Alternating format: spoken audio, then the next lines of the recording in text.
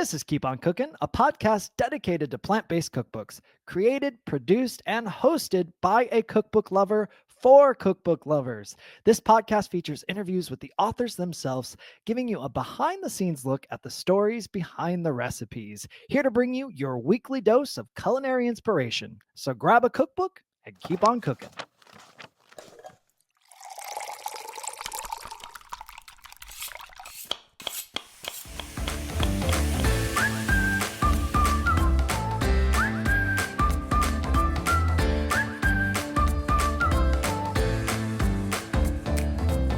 I'm Dustin Harder, and this is Keep On Cooking. Hello and welcome to Keep On Cooking, the only podcast dedicated to plant-based cookbooks. I'm your host, Dustin Harder, and just like vegan cheese, I'm questionable at first, but I grow on you, just like that vegan cheese, am I right? Listen, I'm so excited this week because we are taking a look at the book Sweet Indulgence, and we have the author, Chef AJ, with us to chat all about her favorite recipes from the book, giving you a look at the stories behind the recipes, of course, like we do. Before we dive into that interview, let's take a peek at what's coming up. So a new book called Vegan Soul-alicious, Plant-Based Island Cooking, available for pre-order, is coming out May 6th. Now, this is by Charlize Rookwood, host of the Black Vegan Cooking Show. She brings a vegan approach to African and Caribbean style cooking, drawing from her heritage. Rookwood offers flavorful recipes like ackee and dumplings, green banana porridge, and coconut chutney. This cookbook showcases how plant-based food can be both soulful and reflective of cultural roots. So again, this is called Vegan Soul-alicious, Plant-Based Island Cooking. It's by Charlize Rookwood. It's available for pre-order now, coming out May 6, 2025. And in today's segment, No Reason Not to Know Something, I asked the question, where was the first all-vegan bakery? I'm asking this because we are covering this book today, Sweet Indulgence, featuring all sorts of baked goods showcasing natural sweeteners. So the internet says the first all-vegan bakery is widely credited to Sticky Fingers Bakery, which opened in Washington, D.C. In 2002, founded by Doran Peterson, the bakery became a trailblazer in the vegan dessert world, proving that the plant-based treats could be just as indulgent as their traditional counterparts. Sticky Fingers went on to win multiple awards, including victories in Cupcake Wars, and helped pave the way for the rise of vegan bakeries worldwide. We actually chat with Doran and visit Sticky Fingers in season 2 of my series, The Vegan Roadie. So if you want to hear from her yourself and see the bakery, be sure to check out the Washington, D.C. episode of The Vegan Roadie. You can watch The Vegan Roadie on my website at dustinharder.com or on YouTube. Lots of different places that pops up. Just, search Vegan Roadie and you'll find it. Now, on to today's interview. Chef AJ's love affair with desserts began with the gift of an Easy Bake Oven when she was 7 years old. While her passion for creating them has not wavered, her choice of sweeteners changed from sugar to natural sweetness found in Whole Foods. Her outrageously delicious plant-based desserts are gluten and sugar-free and contain no added no added salt or oil. In Chef AJ's Sweet Indulgence, guilt-free treats sweetened naturally with fruit. Each of the 150 plus recipes have indicators that rate each dessert for sweetness: subtly sweet, nice and sweet, superbly sweet, and fat content, even low fat, semi-decadent, rich and decadent, allowing you to select just the right treat for the occasion and company. This ultimate recipe collection of bars, brownies, cakes, cheesecakes, cobblers, cookies, crisps, cupcakes, ice cream, mousses, muffins, pies, and tarts, often accompanied by mouthwatering photos, will inspire you to create healthy rather than guilty pleasures. Chef AJ is a chef, culinary instructor, and speaker who uses her series, Healthy Living with Chef AJ, to promote her plant-based diet. She has also appeared as a guest on The Tonight Show starring Johnny Carson, The Tonight Show with Jay Leno, and The Late Show with David Letterman. She has worked as the executive pastry chef at LA's Saint-Celebre restaurant and is the creator of the Ultimate Weight Loss Program. Her expertise comes from her own personal journey, 40 years in the industry, and a certificate in plant-based nutrition from Cornell University. Chef AJ is a member of the American College of Lifestyle Medicine. She is also the author of Unprocessed: How to Achieve Vibrant Health and Your Ideal Weight. Here she is to fill us in on getting our sweet treat fix with natural sweeteners. It's Chef AJ. She is passionate about creating convenient and easy recipes that make healthy eating fun and incredibly tasty. Please welcome Chef AJ to the Keep On Cooking podcast. Thanks for being here. Thank you, Dustin. It's great to see you. We're going to get into your icebreaker question. So, what was a dream job of yours as a kid and why? Oh, gosh. So that's funny that you asked me this right now because I was actually making a list of every job I ever had for the last 50 years since the age of 14.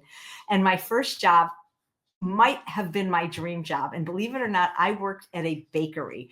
And it was a diet bakery. And by that, I mean, it was owned by the lady that created Weight Watchers.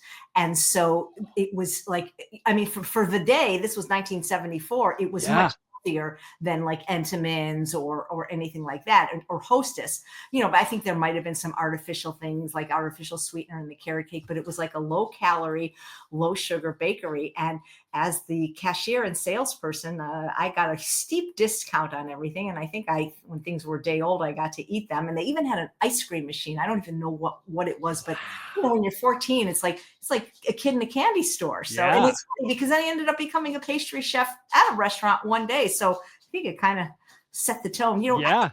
The thing about desserts is I think they tend to make people happy.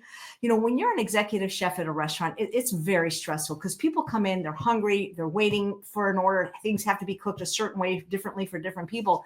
But with desserts, you're not catering to each individual every single day. So in other words, there's a lot of people think, to be a pastry chef, you got to get up at 3 a.m. Well, maybe you do if you work on a cruise or something. But where I worked, all they cared about is that the orders were completed. So I could work any hours, and I chose to work like late afternoon to early evening. There was really no stress. I had my own kitchen, and very few people are unhappy with desserts. Yeah. Oh, that's so true. And that I never thought about what you're saying about how you're not making something to order for people when they come in. You're making these delicious baked goods, and then people are so happy to get them. So there's none of that sort of like friction or tension when it's like a special order or anything. That's so true. My dream job when I was a kid, I wanted to be Reba McEntire when I grew up. Let's be honest. Like I was such a fan, and it was in the 90s, and she was doing those theatrical concerts she did at the time. So it was the theater of it, the storytelling through music. And later I went on to do musical theater for several years and do some tours and toured arenas and stuff even. And so I scratched that itch just a little bit, but nobody can be Reba McEntire. She's Reba McEntire. Well, we're here to chat about Chef AJ's newest book, Chef AJ's Sweet Indulgence, guilt-free treats sweetened naturally. Now, Chef AJ, your love affair with desserts began with the gift of an easy bake oven when you were 7 years old. While your passion for creating desserts has not wavered, your choice of sweeteners changed from sugar to the natural sweetness found in whole foods. And I can't wait to dive into this book with you to see all that has come to play with that. Before we get into all that, tell the listeners, well, I mean, you just told us a little, but tell us how you got into cooking and when it all went vegan for you. Yeah, absolutely. Thanks. So I got an easy bake oven, like you said, when I was 7 years old. And I just thought it was so cool. Like, I love baking more than cooking or even dessert making if it's not baking, because like it's not stressful because, for example, you don't have to sit there. You don't have to wait for the water to boil, right? You don't have to sit there and stir and things can burn. You kind of it's like chemistry. You mix things together. And in the Easy Bake Oven, basically you opened up a packet, you put in some water, and then it like a light bulb cooked it. And I would be there like a dog looking through the oven for Thanksgiving turkey, like, okay, when's it going to be ready? When's it going to be ready? And so I just thought the science part of baking was absolutely fascinating. And of course, who doesn't love desserts?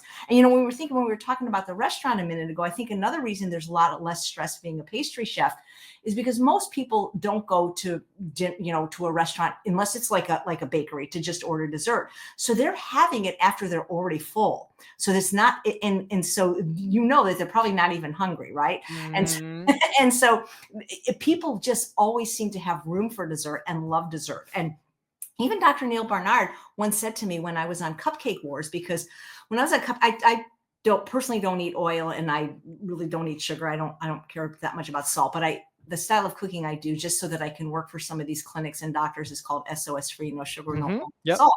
But when I was on Cupcake Wars, they wouldn't accept all those recipes. So I had to do some traditional ones with traditional ingredients. And I was like, I'm compromising. And Dr. Barnard said to me, look, draw them in with dessert, and then you can hit them over the head with the kale. And so I thought that was really good because I didn't become vegan until I was 17, which is almost 50 years ago. But what's really cool about vegan desserts, I mean, vegan food, it has been elevated to its own level these days because the talented chefs out there, such as yourself, can make things that are like things that people miss, like, whether it's meat or cheese. But not everybody would necessarily want that right away because there's like, I don't know if it's a stigma, but people are like, I don't want fake meat, I don't want fake cheese. But when you give somebody a vegan peanut butter chocolate cheesecake, it's like there's no way they're going to know it's vegan. I mean, unless you tell them. Because Right. let's face it, the non-dairy cheeses, thanks to people like Miyoko and Kite Hill and all the other companies, have been elevated to you can't tell the difference. Absolutely. And so unless you tell them, people don't eat a vegan dessert and say, well, where's the egg? Where's the dairy? Yeah. And so that's what's kind of cool about desserts is I don't know. I think they bring people together. They bring joy, and who doesn't smile when they have a cookie? Yeah. Oh, that's so true. Do you recall that? So you went vegan when you were 17, did you say? Yeah, it was September 1st. My vegan anniversary is September 1st, 1977. I was a freshman at the University of Pennsylvania, and I joke because I was studying to be a veterinarian, but instead I became a vegetarian. I actually became a vegan. But I don't think we knew the word back then, or at least I didn't have it. So, and the problem while it's great to be vegan for so many reasons, the animals, the planet, and of course your own health, I did not do it in a very healthful manner because I didn't realize about food addiction back there because I was obese from the age of 4. I mean, last 15 years I've got great control of my weight thanks to doctors like Dr. Barnard, who writes books explaining what we have to do that. But what I did when I became vegan, because I became vegan for ethical reasons, is I simply removed all animal products. And, you can be vegan and have a very unhealthy diet like I did, which included Coke Slurpees for breakfast and Dr. Peppers for lunch. And, cotton candy, I always say cotton candy's vegan, French fries are vegan. So just because it's vegan doesn't mean it's healthy. And so instead of adding in things like fruits, vegetables, whole grains, and legumes, I just ate more of the processed foods. So I was what they call a vegetarian for 26 out of the 47 years that I've been vegan. And unfortunately, that led me down a path of ill health with pre-colon cancer, they call it, and, just in obesity. And so now I'm just passionate, not just to be vegan for ethical reasons, but for your health. And you can have both, by the way, Yeah, absolutely. Well, when you went on this new path, when you got off what'd you call it? Vegetarian? Vegetarian. There you go. When you got off that path and you started going down the whole food plant-based path, do you recall a certain cookbook for you that might have been your first cookbook that really helped you down that path? Oh my gosh, let me think for a minute. Okay. Wow. Well, that's such a great question. I wish you had given it to me in advance so I could have looked at my book shelf. So I would probably say when I was going from unhealthy vegan to healthy vegan, the books that I remember most were, say, Dr. Esselstyn's book, Prevent and Reverse Heart Disease, and Esselstyn's recipes, any of Dr. McDougall's books, Mary McDougall's recipes, because those were the ones that were very super healthy and super delicious. But even before that, I had vegan cookbooks. Like I can't remember what the name of it was. I just remember the author. I think it was Jennifer Raymond. And the thing is it was very easy to just take the oil out. And so even though there was oil in it, it was like, well, the oil was so easy to take out, like in a soup or something. So I still remember Tofu Cookery by Louise Hagler. Yeah. Was that your first vegan cookbook? No, my first vegan cookbook. Oh my gosh, I've never been asked. I can tell you what my first cookbook was. It was Betty Crocker, Boys and Girls Cook. It was the Betty Crocker cookbook for boys and girls. And I can't find it. And I had told this to somebody on a Zoom. And they bought it for me. I love that. My first vegan cookbook. Gosh, I don't remember what's first. I mean, I remember vegan cupcakes take over the world. Yeah. I remember what was maybe it was something by and again, my first vegan cookbook might have been a vegetarian cookbook like Molly Katzen. Okay. One of those, which was technically vegetarian. Moosewood, I think. Moosewood, yeah. That's a lot of first ones of authors that I ask. Moosewood's a lot of the first ones for people. Absolutely. But a lot of my recipes that I was doing weren't coming from books. So it's hard to believe that even 30 years ago, there were vegan cooking classes at places. I mean, it wasn't as common as it was now, but we even had a vegan cooking school in Los Angeles 25 years ago called Dick and Jane Cook Vegetarian, where I eventually Okay. became an instructor. And so a lot of the recipes I would get would be from the instructors, who generally were restaurant chefs. So, for Yeah. example, this name might not be well known to people, but he was so talented. It was the oldest vegetarian restaurant, and it still is, in the Los Angeles area, called Follow Your Heart. Oh, And yeah. Dave Spain was the executive chef there. And so they would demonstrate for 3 hours on a Saturday morning these recipes, and they would give them to us, on paper. Tanya Petrovna from Native Foods was one of the presenters. Akasha Richmond, who owns Akasha, was one of the presenters. And so those are the kind of things that I think I remember most, because Yeah. when you see a recipe being demonstrated and taste it, it's, if you like it, then you are, I think, even more motivated to try it than a book where, like, is this going to be good? Not sure. Yeah. Oh, absolutely. I love that. There's so many of the first vegan classes I went to when I was in New York. It was always at the Natural Gourmet Institute, which I later then went Right. to, and then I taught at. It was the same sort of thing, right? But it's like those demos where you would get the recipes and everything. And it's such a tangible experience, the tasting So it, and fun. then you want to go And home and try it. that's why, I'm glad that people are interested in taking online cooking classes, and I, Mhm. I teach them too. But there's nothing like the hands-on cooking classes. I know the pandemic kind of ruined that for a lot of people, but if we could get back to it, and I know a lot of culinary schools closed. Somebody asked me the other day, you do a lot of different things. You host summits, you write books. What's your favorite? And my favorite always is teaching the cooking. That is my number one favorite thing to do. And what I love about it is, like, when you teach other subjects like math or chemistry or whatever, Mhm. you're teaching, content. But when you teach cooking, you get to eat it. Like, you're making something, and it's like, Absolutely. I love the idea. Like, I gotta cook anyway. So Yeah. let's just do it together. Yeah, and then everyone gets talking too. Classes are probably my favorite thing too, and just having strangers come together and cook for an afternoon, and then they sit around a table at the end and they eat. It's just lovely. So I'm with you on that. Because Well, there's a place in, excuse me for no, interrupting, please, no, this please. concept, because I wish that it was more available and that I wouldn't always have to leave the country to do it. But there's a wonderful spa in Mexico that's been there 85 years called Rancho La Puerta. And anywhere from 1 to 4 times a year, I go there as a presenter, and we do hands-on cooking classes. Love it. There's usually 16 to 20 people. And then we literally for 3 hours are making dinner together and sitting down. And people just love those classes because Yeah. it's and they have an organic garden. So it's not just, Ah, the students actually walk outside, figure out what they want to use in the recipes, and then they come back and we do it. And it's just, that is the funnest thing. Really. It really is. that's lovely. Do you have anything on the calendar coming up there you want to tell listeners So, about? actually, my 65th birthday is Saturday, March 22nd. And All so I'm right. going there from March 22nd. I asked for my birthday the 29th.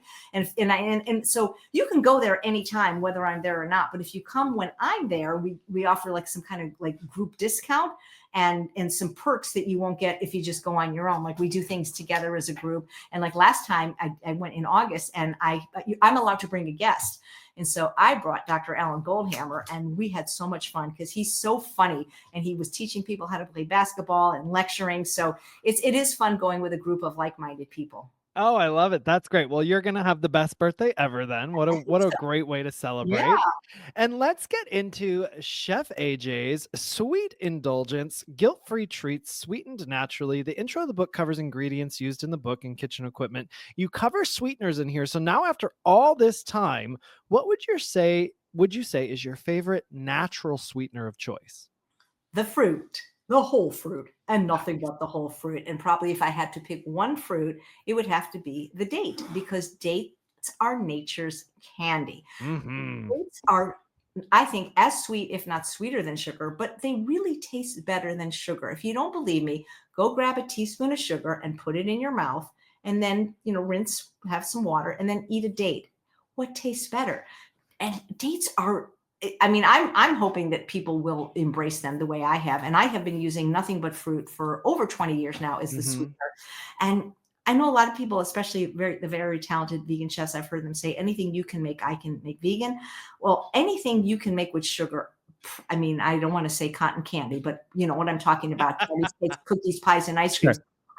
I don't really see the need for sugar when we Yeah. have dates, because I mean, if you need sugar, there's also there's date sugar. But it's just, I find that the desserts, it just tastes better. It doesn't have the chemical taste. It doesn't, I mean, especially if you like the taste of kind of vanilla or caramel, they have the Hmm.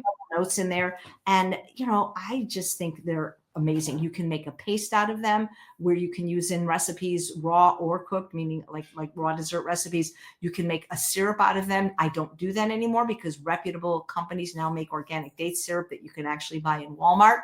And you can use them as they are. And when you blend them like in your food processor with things like oats or nuts or seeds, you can make a crust in like less than 5 minutes that doesn't require oil or Hmm. flour or even baking. So dates for the win, I also feel like dates, it's interesting you're saying the flavor because when I think of sugar, I don't think of a flavor. I just think sugar. Like I think it's like there's Just, no, it's just sweet. Like yeah, like make you sick, like ooh, like sweet, really sweet.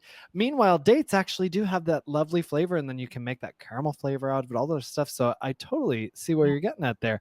And there are several sections in here we're going to get into in the book. One of the ingredients though I saw in here a lot was the almighty white sweet potato. Oh, So man, I that is my favorite food, and I have had a sweet potato, a white one. The orange ones are okay for certain things, yeah. fries, but I feel bad for people that say they can't get them in their city or country. You might be able to get them online. They're called different things at different stores. At Whole Foods, they often call them Hannah yams. At our Rayleigh's, they call them Jersey yams. I've heard them called white sweet potatoes, batata. They are white or maybe off-white flesh on the inside and kind of like a beige on the outside. And they don't taste anything like the orange ones. They literally taste like you're eating a piece of cake if you roast them. Now, if you microwave them, see, I don't mind microwaves for certain things, but not Sure. for sweet potatoes. Yeah. Never for sweet potatoes. Yeah.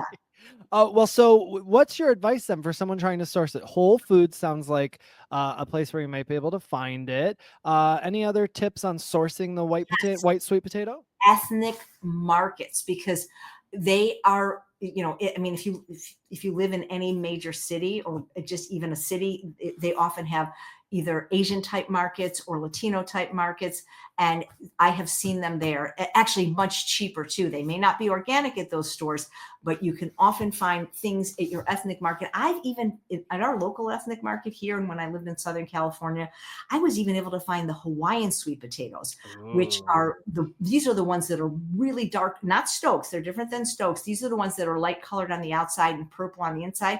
If the Hannah tastes like cake, these taste like ice cream. So yeah, Mm. ethnic markets are not only treasure troves of interesting, healthy ingredients, Yeah. often a lot less expensive than shopping at, a store like Whole Foods. Yeah, that's great. Well, that's a great tip. Well, we've got several sections in here from chill it, bake it, nuke it. We will navigate through each, starting with a classic when it comes to sweets. Bake it, featuring bars, brownies, squares, cakes, cobblers, cookies, cupcakes, muffins, and pies. Now, what is a favorite for you in this section that you know will please everyone every time that you bake it? Bake it, bake it, bake it. Okay. Well, we got to divide things into two categories, chocolate or not chocolate, because most people are chocolate people, I would say. And so the first thing that came to mind in the bake it section, one would be the cover of the book, which is why Dr. Neil Barnard endorsed this book, or at least wrote the foreword, the stuffed peanut butter chocolate cupcake with the chocolate peanut butter ganache. But another one that seems to be a favorite, because I live in a large community with thousands, literally thousands of plant-based eaters, and we have these meetups every month, and we have picnics, parties, and potlucks, is the outrageous brownies, which are actually black bean brownies made from beans, but you would never know them. And they're really easy to make, and they're very fudgy. And so I think, and they're easy to make, like I said, quick to make as well. And I think those are a fan favorite, and for people that like chocolate, and they're very rich, so you don't have to cut them into big squares, and they're easily frozen. So I would say that for your chocolate friends.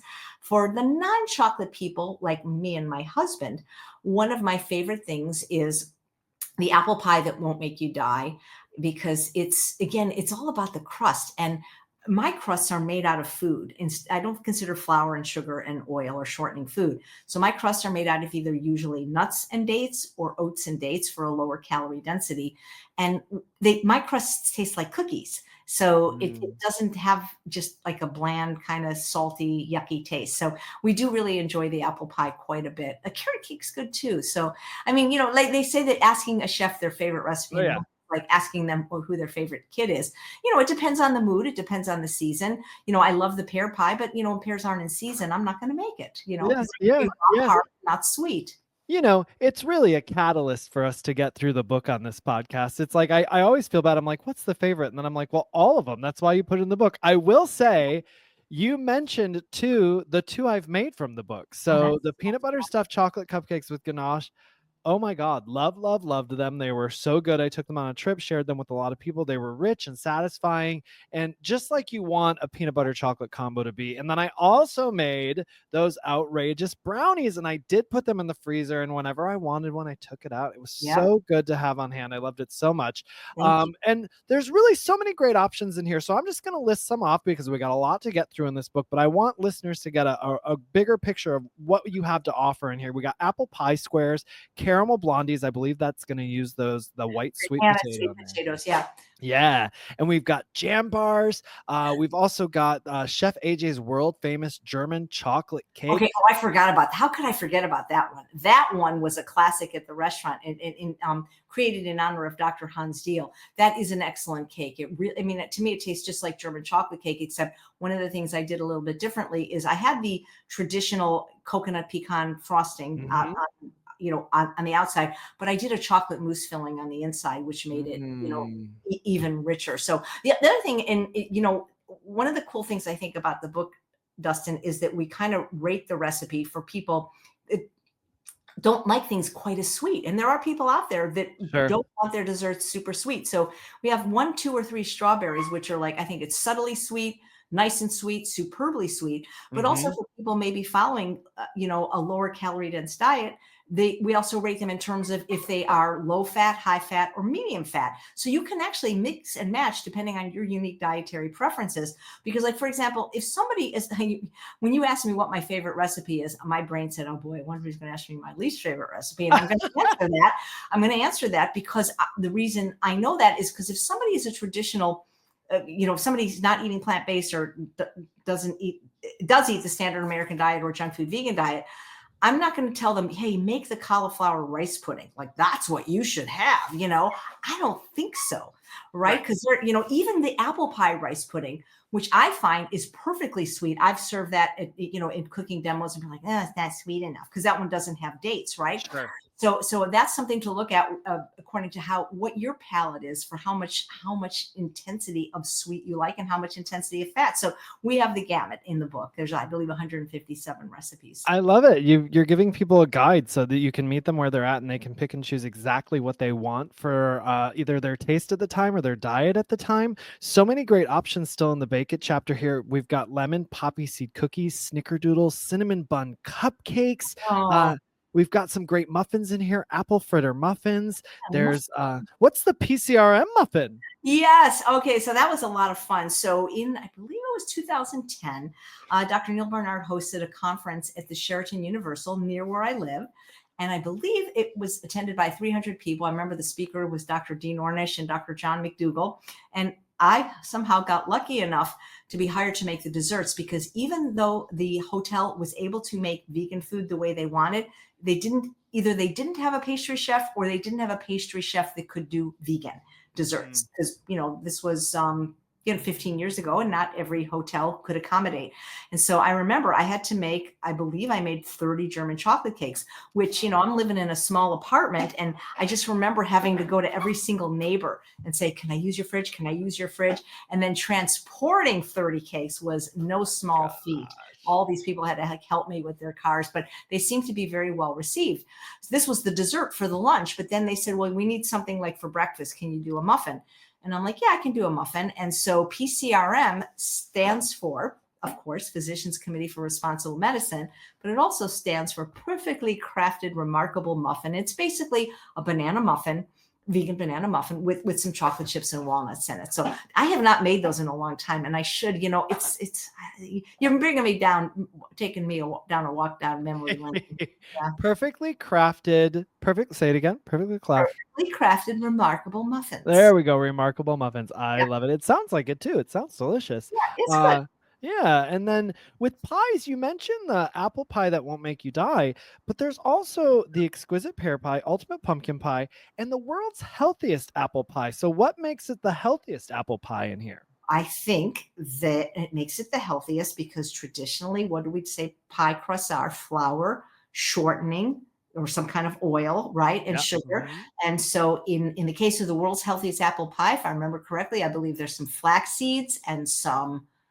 I don't have it by heart. Maybe it's oats, maybe it's dates, but it sure isn't flour and sugar You're and saying it's got all the good stuff, all the goods. So we and do, we've got oats, we've got flax seeds, and we've got, there's the dates. You're right. Yeah, that's yeah, right. yeah. All the good Okay, yeah, stuff. I remember that. And then, of course, the apple filling. So it's a little bit different than the apple pie that won't make you die. The apple pie that won't make you die. What's kind of cool about that? It's a newer recipe. Is it's kind of like I'm overstuffing it. It's like it's huge. And Yeah. I'm going to tell you this. This is kind of a funny story. And it created another recipe in the book, the apple pie milkshake. Is so we can. My husband and I will, if we make a pie, we'll eat it when we eat it and take whatever size piece we want until it's gone. And then one night, like we both were like, no, it's mine. No, it's mine. There was like one, like it really wasn't enough for two. I mean, we Yeah. could have Yeah. had two small pieces, but we both wanted the pie. And I had this idea. It's funny because I used to volunteer at like for senior citizens teaching things like poker and arts and crafts and cooking. And I remember there was this gentleman that he would have us, he was still working. His wife wasn't, but he'd come home from work and I would be visiting with them. And he would have like a dessert, like a piece of cake, like a piece of chocolate cake or something. And he would put it in a cereal bowl and pour milk in it. And he would eat it like it was cereal. And he said, well, this way I don't have to dirty a glass. And that always stuck with me. And I thought, well, what if I turned it into something like that or made a milkshake? And so now what I do is when I make the apple, and it's funny, I actually have a piece in my freezer. I just deliberately cut one nice size piece and put it in the freezer. And then now it's frozen. It's going to blend really smooth and creamy and rich, like kind of like a milkshake. And you add your favorite non-dairy milk. And it's like mind blowing. Imagine if somebody like had dental work or something, like you could have everything in this apple pie in a milkshake. It's really good. That is so smart. My mind is blown right now. And I Next do time I that. make a Carrot pie. cake. Next time you even like a carrot cake, save up one piece, freeze it, and then blend it. Oh my It is so gosh. good. It is so crazy good. Oh, and of course, everybody, of course, there's a carrot cake in here. We have a double layer vanilla frosted carrot cake. Yeah, So it's Chef really good. AJ has you covered. This takes us into our next section, which is chill it. Now, for someone who just picks up this book, what is the first item you would tell them to make from the chill it section? Chill it. Well, I'll tell you what I've been making lately, and I hope I have my sections right because I'm not looking at It's them. okay. If But not, we one can of the figure things, it out. there's a recipe in there, and it is, I believe, it's called banana strawberry Yeah. chocolate tart. And so my husband and I'm he's very sensitive to caffeine in this family. So we don't do chocolate, we do carob. And so anytime there's chocolate or cocoa powder, that is, you can substitute carob powder, vice versa. But please know that they don't taste the same. So like, don't be doing carob if you don't like carob. I don't want to say it's an acquired taste. It's a taste of its own, but we find it actually delicious. And so what I've been doing a lot of times is when I have avocados, especially like you just don't know what you're going to do. I mean, how much guacamole can you make? Right. And Yeah. so you Yeah. have avocados and it's like, I don't know. What am I going to do with this? And so I'll make the filling of that, which is basically, I mean, I was making that like before culinary school over 20 years ago. And now like you watch these influencers and they act like they invented avocado mousse. It's been around, guys, for like 30 years. But Yeah. basically, Yeah. you're taking avocado. It needs to be ripe avocado. You don't want them hard because this is a mousse after all. And basically, it's just date paste avocado and either cocoa powder or carob powder. That's it. And a little vanilla bean powder if you want. And I made it the other day. and it's just the mouthfeel because of the avocado is just so, you could do it with sweet potato to lower the calorie density, but the avocado just provides just a lovely mouthfeel that's so Sure. realistic, like mousse. And so all you have to do is throw everything in the food processor. If it's already cold, you probably don't have to chill it. But I kind of like putting it in one of the pie crusts and serving it as a pie with a little bit of raspberry coulis, which is just a fancy word for raspberry sauce. So I think that's a really good one. And if they do it the way that if the book just shows it with bananas and strawberries, I actually prefer to just do raspberries. Okay. And Okay. yeah. All right. Well, everybody, that's the banana strawberry chocolate mousse tart, or just raspberries, which my husband would definitely be into. He's a raspberry fan. We got a banana cream pie in here. Basic healthy pie crust, starting people off with some fundamentals. Berrylicious fruit tart. We got a butterscotch pie, caramel apples, cherry cobbler, mango lime tart, lemon meringue pie, rustic fruit tart, and even a strawberry chocolate cheesecake. So that chill it section is coming for you. That strawberry chocolate cheesecake is very decadent. And I teach sometimes, maybe once a year, dessert master classes where I do them interactively so that I can see the people cooking in their own kitchen, because it's very hard to offer help and advice when somebody says, why didn't something turn out, or why did it look like this, when I can't actually see it. Sure. And when I first taught the class a few years ago, there was a 7-year-old in the class. His photo is like one of the last photos in the book. His name is Luca, and he was able to make that. And this isn't like a super, super easy recipe. It's not super hard either, but that one is kind of show-stopping in terms of the beauty of it, which is very nice.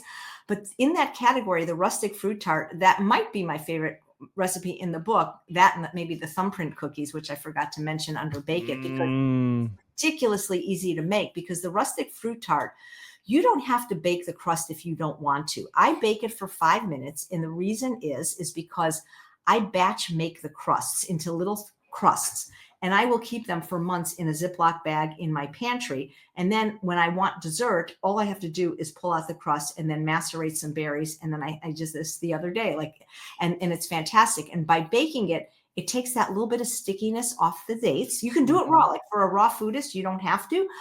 And it just, it increases the shelf life. So that rustic fruit tart is a winner. I can tell you. I love that. And I love these quick tips for people to be able to have, little things on backup to have dessert on the fly if they want it really quick. Our next section we're getting into is the ever satisfying crunch it section. Love a good crunch. I have my eyes on these key lime shortbread cookies that utilize the dehydrator, and I love my dehydrator, so I'm really into these. Dehydrator too. And I remember, like, when the book first came out, I got some negatives. Oh, you have to have a dehydrator. You don't have to have anything, I think, other than a food processor. But I wanted to have different categories for people who like to dehydrate, and I'm one of them. And I love to make granolas, because when I travel, it's one of the, I know it's not going to get taken away by TSA. I know it's going to last. It's not going to get spoiled. Yeah. And so, people say, well, can I use the oven? And it's like, well, you can, but I can't promise you it's going to have that kind of crunch or that kind of shelf life. You know what I'm saying? And so, if you want a dehydrator, just go on eBay or go to a garage sale. People buy them. I don't know what they're buying them for. Maybe beef jerky, and they realize, or sun-dried tomatoes, and they're never going to use it. But like you and I, it's one of those things. I think if you have it, you might use it, especially. So I don't put it in the garage. Mine, I'm lucky. I have a laundry room, and I've just this huge counter that not for the, that's over there, and it sits there. It doesn't bother anybody. I use it when I use it. And I love dehydrating, because the whole house, it makes the house smell amazing, in a way that an oven doesn't. Because, you might have it on for 12 hours, 24 hours. Yep. And so you get like a super duper crunch. And, you can dehydrate things that you don't even realize. Like, this is the thing. When in doubt, like, when I don't, like, if I have a recipe and I'm like, what the heck is this? I might throw it in the dehydrator or throw it in the air fryer and see if magic occurs. Yeah, absolutely. And great granolas in here. You're talking about them. So we got the Applejack granola, and I'm saying graw, y'all, because it's a raw granola, GRAW. And we got classic granola, carrot cake granola. People that are used to eating like Quaker 100% oats, the classic granola, because you know why? It's the sweetest and it's the fattiest. So I like the carrot cake granola quite a bit. But believe it or not, I think it's called Game Changing Granola. There's granola, literally, it's like bananas and oats. Yeah. Maybe put some cinnamon and vanilla in. It's it's amazing. I can't believe that it like even turns into granola with just those few ingredients. Yeah, isn't it fun though? That's the fun part about being a chef when you discover these things and you're like, I can't believe it does that. Yeah. And this book is loaded with great tips, y'all. I mentioned those key lime shortbread cookies, and in that you talk about, if you have a lime that just isn't giving you enough juice, you can put it in the microwave for 30 seconds and it's going to produce a little more juice for you. So loaded with tips and tricks all throughout this book. This takes us into the dip it section. This has got a couple great recipes featuring chocolate fondue, fun for any gathering, really. And then cinnamon crisp with strawberry salsa. I love me a fruit salsa. And then this takes us into the freeze it section. So, what's something from the freeze it section that you gravitate towards again and again? Oh boy. I absolutely love the cherried treasures. It can be berried treasures with blueberries, but cherries are my favorite. And I mix and match my desserts a little bit. So for example, there is a streusel topping that is the same for the cherry cobbler, which is basically pecans, dates, cinnamon, nutmeg, and vanilla powder. Well, I do the same thing, but I lower the fat. Oh, no, I think there's coconut in it, unsweetened coconut. I do the same thing, but I substitute oats for the nuts to make it lower in fat so I can have more. And I absolutely love the cherry treasures.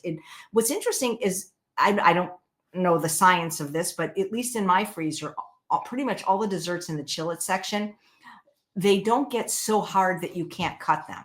You can't put the Okay. chill it section. If you take the stuff in the chill it section, like the pecan pie, and just refrigerate it, it's not going to set up. So you keep it in the freezer, and it's hard. You need it to be a little bit hard, but it softens pretty much immediately so that you can cut it.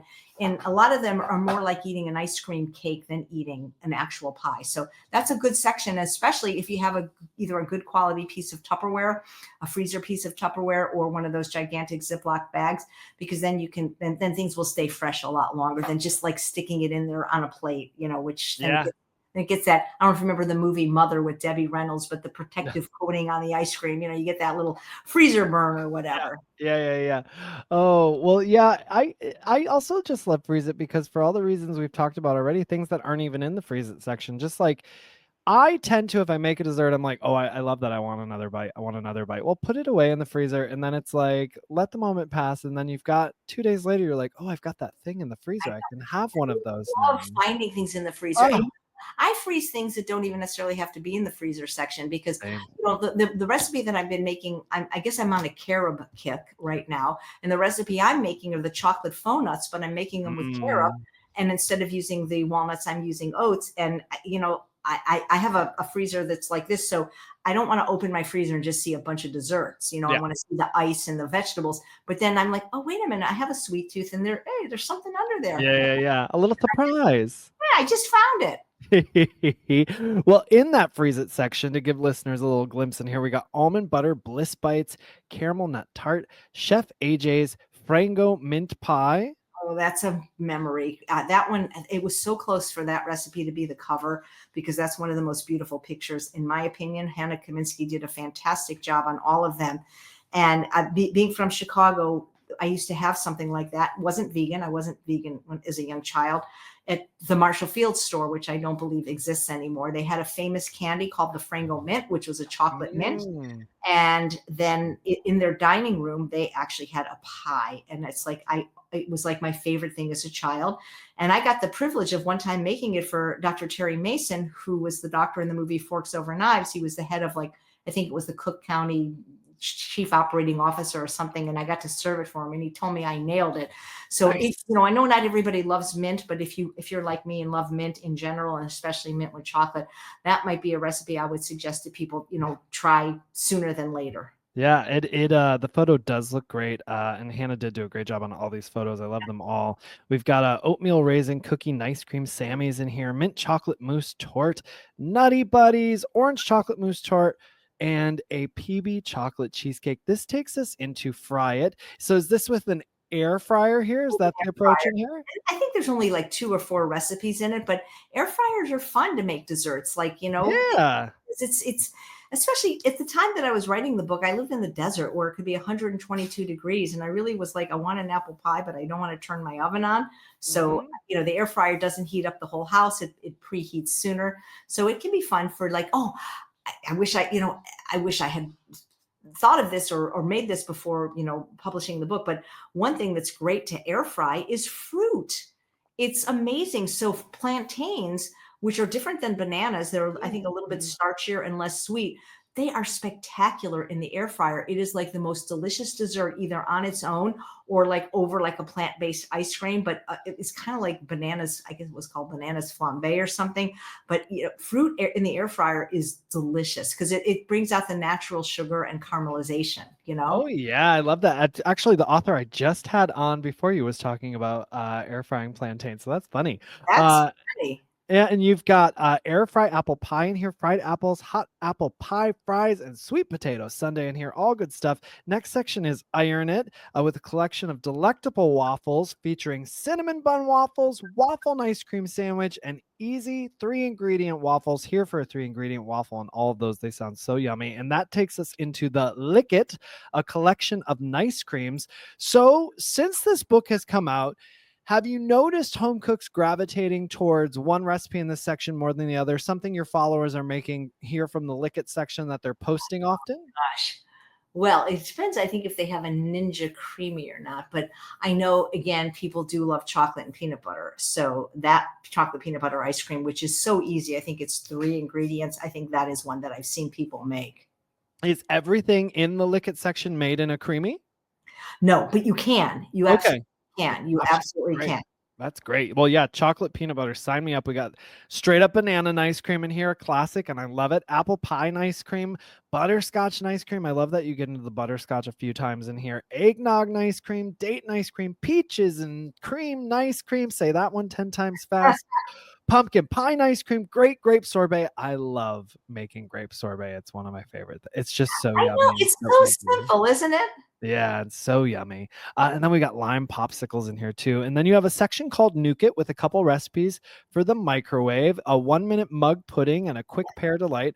I love a quick mug dessert, listeners. And Chef AJ, thanks for giving it to us. And this pudding and pear delight come together so easily with just a few simple ingredients. Absolutely. Next section is called Pop It. So, what is this section loaded with, Chef AJ?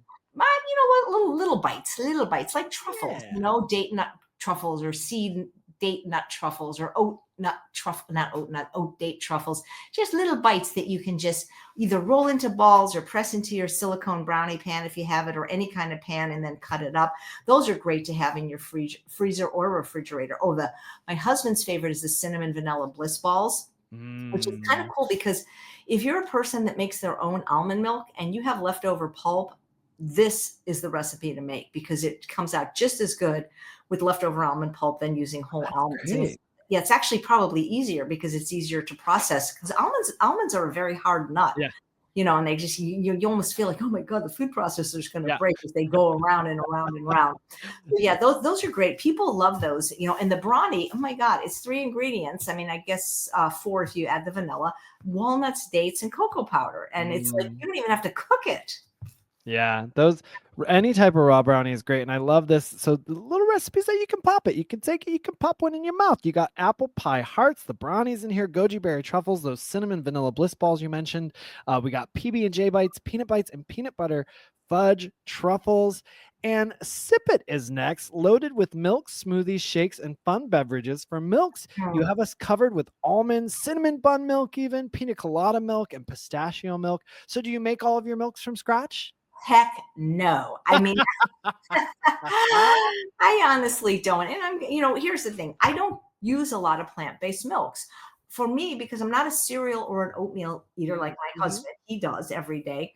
The main time that I use a non-dairy milk would be in a recipe, like for example, when I make a soup, a bisque, and then I'm adding anywhere from 1 to 3 cups of non-dairy milk and blending it after it's cooking.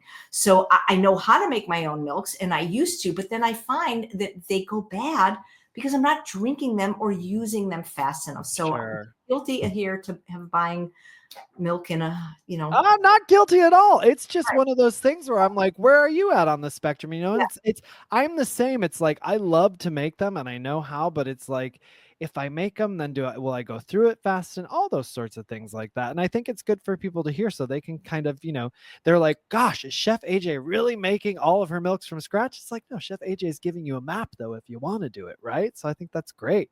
And is there a go-to smoothie for you here in this chapter that you drink regularly? Because there's so many delicious smoothies and shakes. Yeah. So now that I live in Northern California, I'm always cold, as you can see by the sky and the turtleneck.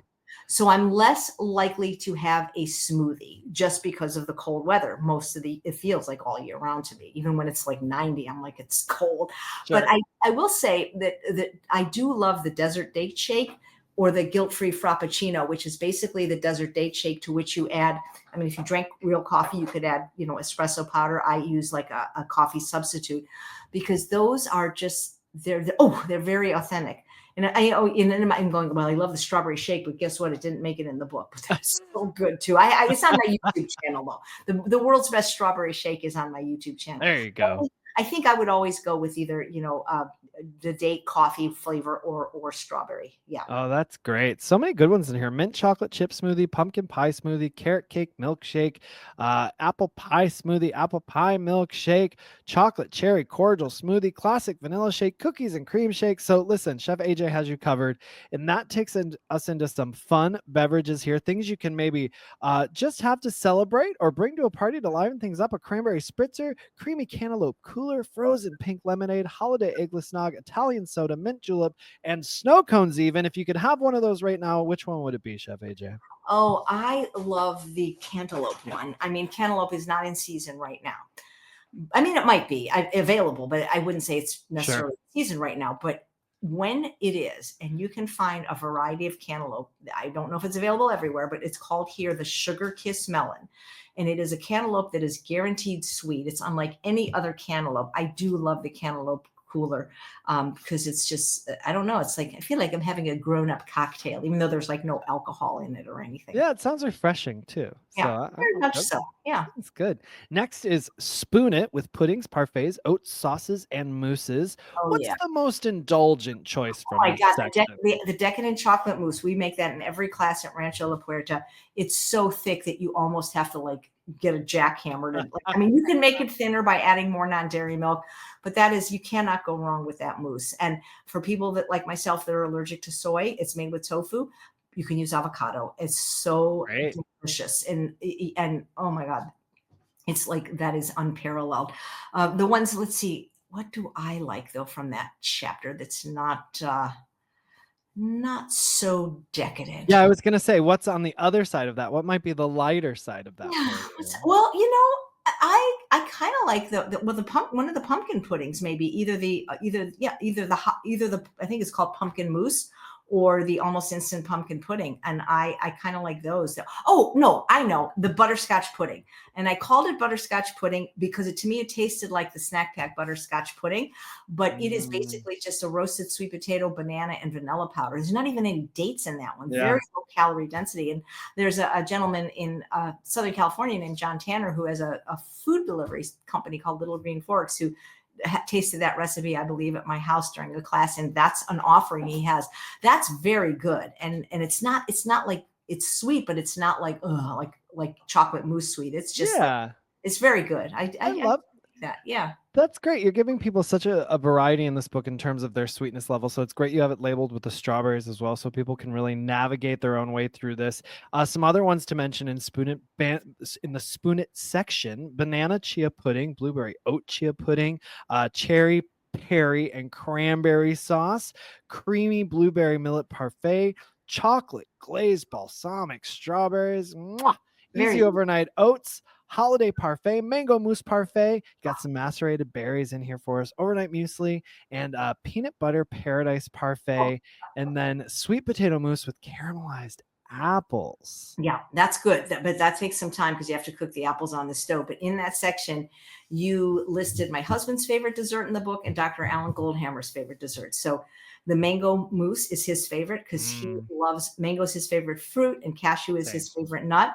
And the peanut butter paradise parfait is not only my husband's favorite dessert, but everybody up here in Placer County in Sacramento county, because I bring it, instead of making individual ones, because that would be hard for a large group. I have a trifle bowl that I got many Oh, years ago great. at Bath and Beyond, and I make a double or a triple recipe. And then so I'm layering it so it's extremely beautiful because the glass is all the way around. And we take it every month to the potluck, and anybody that's 5 minutes late is getting none, because Ah, people know back in the day they'd finish their food and go, and they learn you go right to the dessert, because if you wait, it's gone.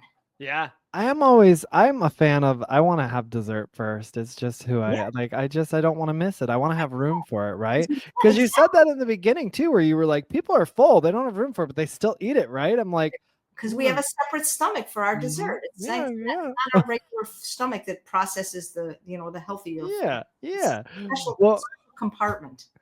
and we got a couple short sections in here coming up here. We're round and around the corner here to the end. We got a spread it and a sprinkle it chapter. So spread it is chia jam, date paste, low fat pear whip, and luscious pear whip.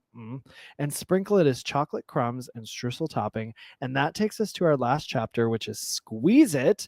So what's your favorite squeeze it item? Well, of course, the vanilla date sauce, or what, I forget what Yeah, it's called. vanilla caramel sauce. Vanilla Yeah, I caramel was sauce. hoping you'd say that. That's great to just squeeze in your mouth, but it's versatile, because you can put it on you can put it on your morning oatmeal. You can put it on your waffles, for example, or Yeah. pancakes.